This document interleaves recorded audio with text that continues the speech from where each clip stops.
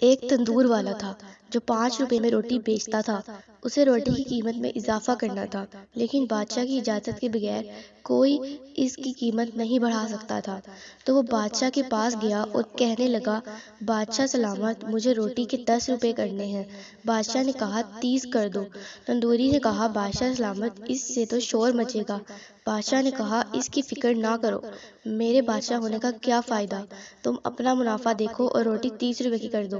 اگلے دن اس نے روٹی کی قیمت 30 روپے کر دی۔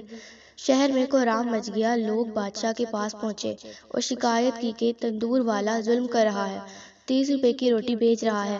بادشاہ نے اپنے سپاہیوں سے کہا کہ میرے دربار میں تندوری کو پیش کرو۔ وہ جیسے ہی دربار میں پیش ہوا، بادشاہ نے غصے سے کہا، تم نے مجھ سے پوچھے بغیر قیمت کیسے بڑھا دی؟ یہ رعایا میری ہے، لوگوں کو بھوکا مارنا چاہتے ہو۔ بادشاہ نے تندوری کو حکم دیا کہ تم کل سے آدھی قیمت پر روٹی بیچو گے، ورنہ تمہارا سر قلم کر دیا جائے گا۔ بادشاہ کا حکم سن کر عوام نے اونچی آواز میں کہا، بادشاہ سلامت زندہ باد۔ اگلے دن 30 کی بجائے روٹی 15 کی بکنے لگی۔ عوام خوش، تندوری خوش، بادشاہ بھی خوش۔